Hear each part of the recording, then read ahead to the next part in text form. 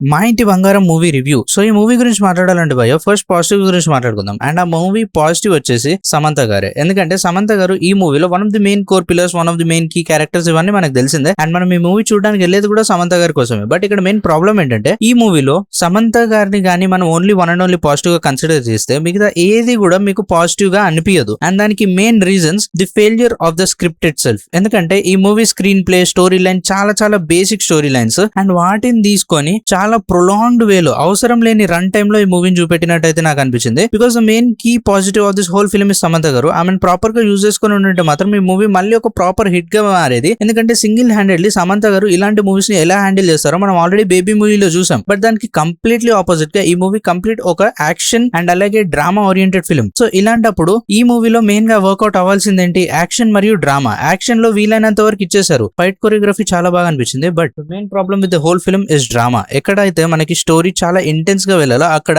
Basic conventional route ని చూస్ చేసుకున్నారు. And director కూడా దాన్ని ప్రాపర్ గా ఎగ్జిక్యూట్ చేయలేకపోయారు. And script was two basic అని నాకు ఫీలింగ్ వచ్చింది. ఎందుకంటే స్క్రీన్ ప్లే ప్రాపర్ గా రాసుకుని ఉంటే this movie would have been under 2 hours film. But అవసరం లేని టైం లైన్ పెట్టుకొని, అవసరం లేని లెంత్ పెట్టుకొని, చాలా వరకు అవసరం లేని సీక్వెన్సెస్ ని ప్రొలాంగ్ చేసి మళ్ళీ రిపీటెడ్ గా చూపెట్టిన ఫీలింగ్ అయితే వచ్చింది. ఒకవేళ దీన్ని కానీ ఒక క్రిస్ప్ స్క్రీన్ ప్లే లా రాసుకొని ఉంటే కొంచెం అన్కన్వెన్షనల్ వేస్ ని వాడుంటే మాత్రం మూవీ చాలా ఇంట్రెస్టింగ్ గా మారేది. బట్ సేమ్ అదే రొటీన్ టెంప్లెట్, సేమ్ అదే ఓవరాల్ యాక్షన్ మూవీ టెంప్లెట్ నే తీసుకొని హీరో ప్లేస్ లో హీరోయిన్ ని పెట్టేసి, అలాగే హీరోయిన్ పక్కన క్యారెక్టర్స్ ఎవరు మాట్లాడరు భయ్య. వాళ్ళకి ఎందుకు డైలాగ్స్ ఇవ్వరు? ఓన్లీ ఏవో 2-3 క్యారెక్టర్స్ ఉంటే వాళ్ళే మాట్లాడుతూ ఉంటారు. హీరోయిన్ హస్బెండ్ ఉంటాడు, ఆయనకి పెద్దగా డైలాగ్స్ ఉండవు. అంటే వీళ్ళందరూ మాట్లాడొద్దు అని చెప్పేసి ఏదైనా ఒక రొటీన్ టెంప్లెట్ ఉందా? ఎందుకు వాళ్ళకి ఎక్కువ స్క్రీన్ టైం ఉండదు? అండ్ ఎందుకు వాళ్ళకి ఒక ఇంపార్టెంట్ రోల్ ఉండదు? హీరోయిన్ మెయిన్ లీడ్ అయితే హీరోయిన్ మాత్రమే మీరు ఫోకస్ చేసి చూపెట్టాలా? అది మెయిన్ ప్రాబ్లం అనిపించింది నాకు ఈ ఓవరాల్ మూవీలో. అండ్ శ్రీముఖి గారి క్యారెక్టర్ కూడా డీసెంట్ గా ఉన్నప్పటికీ రిపీటెడ్ గా అదే సీక్వెన్సెస్ చూపెడుతూ వెళ్తూ ఉంటారు. అది నాకు పెద్దగా మంచిగా అనిపించలేదు. But overall movie was decent. Fights were very good. And Samantha గారు 100% ఎఫర్ట్స్ బెటర్ అనే చెప్పాలి. But director